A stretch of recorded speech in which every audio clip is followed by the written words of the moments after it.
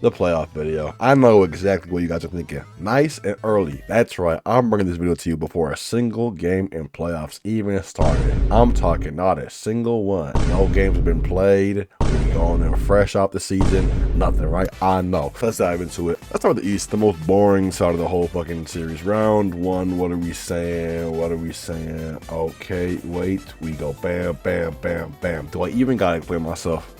I don't even think I gotta say shit, but I'm just still say shit anyways. Pistons can beat Magic without Cade at all, and I'm pretty sure Cade came back. So there's that. The cat. See, listen, Toronto's actually a pretty decent team.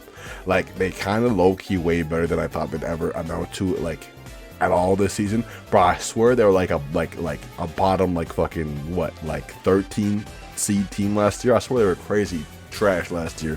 To be a 5th seeded team is a success in itself. So not enough for Cavs though. And New York and Hawks, bro. It's literally just my boy said it best. It's a team full of role players, which is so fucking crazy because my same boy who said it's a team full of role players thought that they would beat fucking Knicks in round one. I think he still thinks that. He's fucking special. Anyway, I love you, Armando. But anyways, yeah, no, Knicks surprisingly not as dominant as I thought they would be. Their first game was only a win by like 10 points, but they should be pulling some fucking Boston Philly shit. Oh, Boston Philly shit. Oh, the game one today. Let me just make sure I get that. Haba 91 to 123. It's just over. It's just over. It's just over. Round one in the East is looking very simple. I'm not gonna lie, and the West is just, when it comes to just simple rounds and you know who's gonna win, the West is just no better.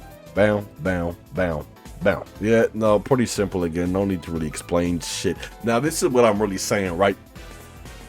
OKC and Thuns, first of all, should have been my Warriors. But yeah, no, OKC versus Thuns, bro. Nothing's happening in that series, bro. Suns are stealing one. Bro, I said yesterday to my boy that their ceiling is 2 games. Their ceiling might honestly be 1 game, but they can steal 1 game against OKC. I will be very impressed. That's as far as they're going. Rockets and Lakers. You know what? I'm gonna come back to this one. By far the most interesting series round one in this entire playoff so far has to be the Denver Nuggets versus Minnesota Timberwolves. I'm not gonna lie to you, bro. The Wolves are a team that's exactly like New York in my opinion. These teams can win and both lose to anybody. They're very fucking strange. Talented team, but very fucking strange. But yeah, no, like Wolves are a team that like I kind of always bet against because like I trust, like they're a good team. It's just I don't think they can beat the competition most of the time because they usually put up against good fucking teams. Bro, I had Denver beating them 2 years ago, which they made that insane fucking Game 7 comeback, and I had them losing to fucking Lakers in round 1 last year, and they've just bitched the Lakers. I'm betting against them again this year. I could be this could age poorly. I could be the idiot, but I trust heavily in Denver. I believe without Cat, they're just the worst matchup. And yeah, I think their ceiling is honestly like their ceiling is pretty wide this margin. They had 1 bad game and they lost by 10 points. It was pretty winnable. This series could go back and forth. I honestly think that they could win in 7 if Wolves do win. But if it's Denver, I'm looking at a more around game 6-ish. Yeah, probably around that. Gonna be a good series though. Again, by far the most interesting series, and I will be watching this one every single game here for sure. And yeah, no, Spurs and Trailblazers. Again, bro, I don't gotta say much. Yeah, another team. I swear, Trailblazers were like a at least like a bottom like 11 seed team last year, something like that. I'm doing no research for this one, y'all. This is just pure fucking the app session. But yeah, no, 8th seed this year. All right, or sorry, 17. Huh? What? No. Oh yeah, huh? No. Ooh. I'm trying to fucking recognize that fucking planes working shit. Okay, they are 7th seed because they beat the Suns. Yeah, which is nice, but not against Spurs, bro. Spurs are just too good. Round 2, this is where shit gets interesting, bro. This is where shit gets real interesting. Yeah, no, hold on, okay, no, East first. I think I'm gonna stick to the East first and then West after. Let's go. All right, bam. Nope. Huh? Wow. Where? Oh, yeah. They're all the way down here. Bam. Pretty simple. And it does hurt. I'm not gonna lie, it does hurt. I'm not a Knicks fan, but I'm certainly a Knicks supporter. I'm a big Jalen Brunson guy. One of my favorite players. I do like Jalen Brunson, watching him play and shit. And I think that they're a pretty good team with Cat and all that. But I'm not gonna lie to you, bro. Knicks are still a weird team. They're such a fucking weird team, bro. I just feel like Boston this season has been looking too good for too long without no JT. They got JT back, and he did his thing today against Philly. If he can keep that up, bro, that would just be huge for them. And Knicks series against Celtics last year was very impressive. They could overcome that again, maybe. Like, Knicks could very well beat Boston. They could. It's just, I don't know whether they would. I think Boston looking very strong this year. Very, very strong this year. For no fucking reason. It's crazy. And, and yeah, I just don't see Knicks really doing anything to a Boston with JT back. Now, if Boston didn't have JT, I would be singing a different tune. But the fact that they got JT back and he's looking better than ever, not better than ever, but he's looking like almost his old self again. A betting man should really have no confidence on money for the Knicks, in my opinion.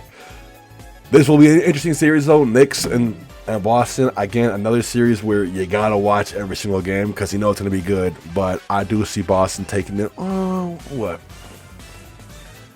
They could. This series could easily go 6 or 7. So I'm gonna say Boston takes it in 6 though. They're just looking like a really good, strong team, man. And Detroit and Cavs. Yeah, nothing really too much to say here. It's gonna be an interesting series.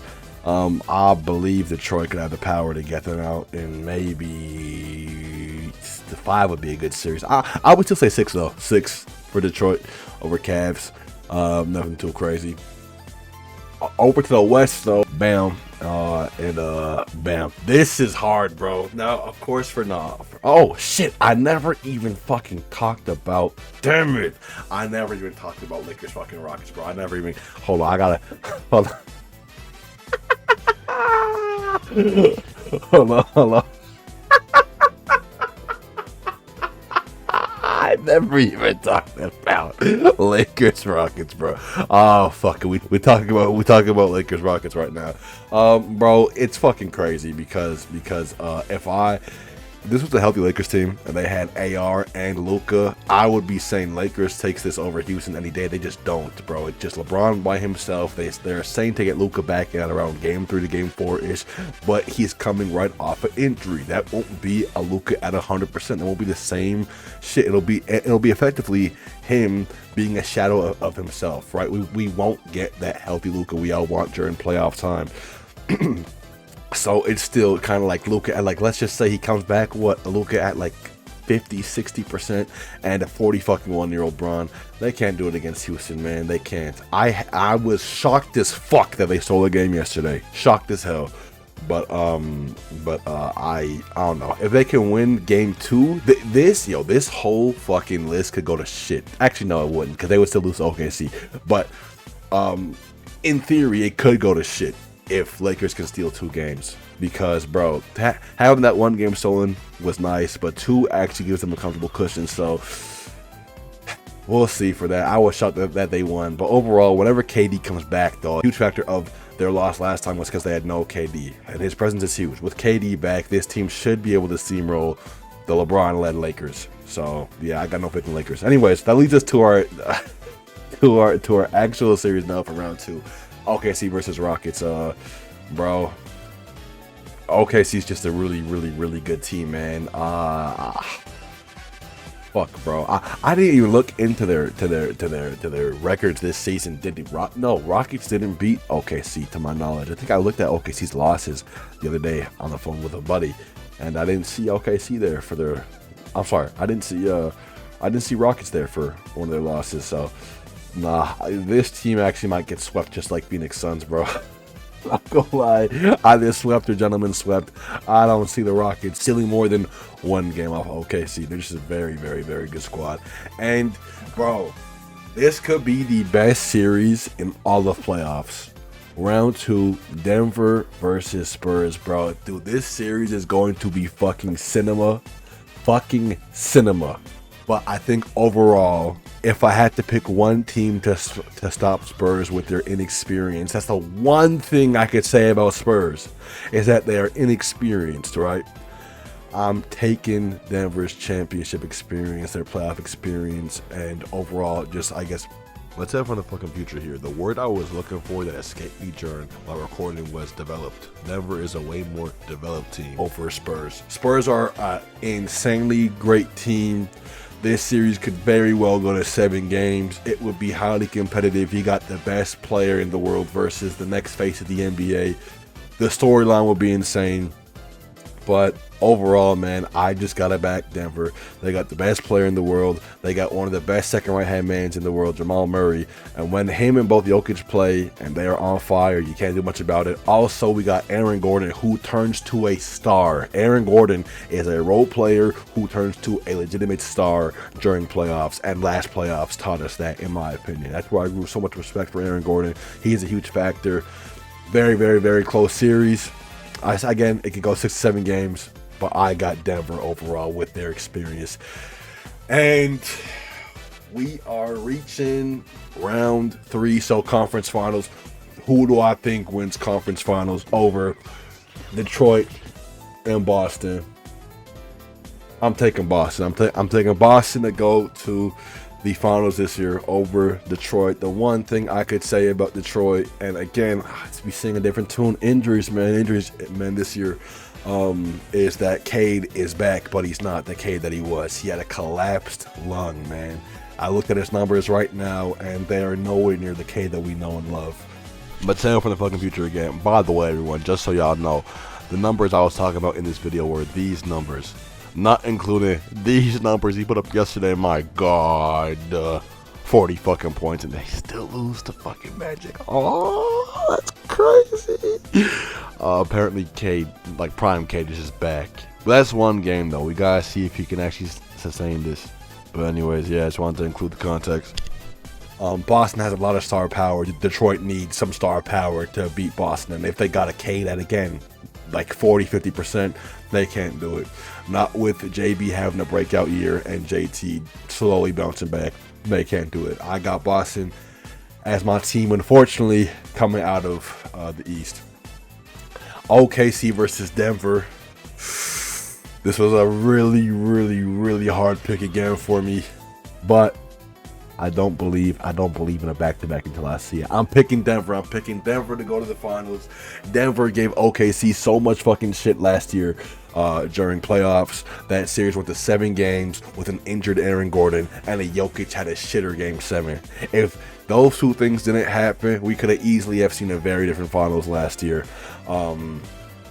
OKC and Denver, man, it's gonna be a war. If Denver can make it past Spurs, which I believe they can, it'll be a war.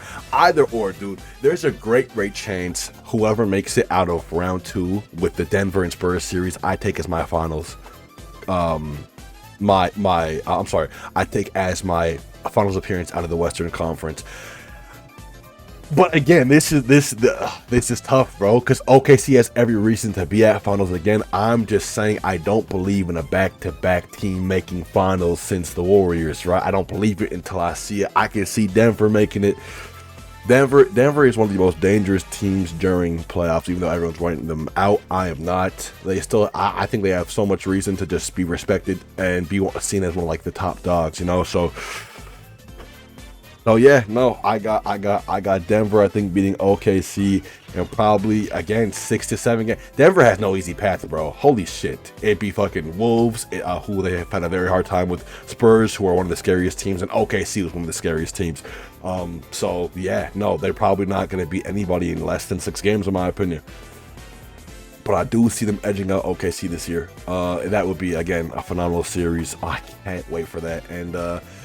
And yeah, I got a Denver Boston finals, and out of those teams, I pick the Denver Nuggets to win in probably around 6 games.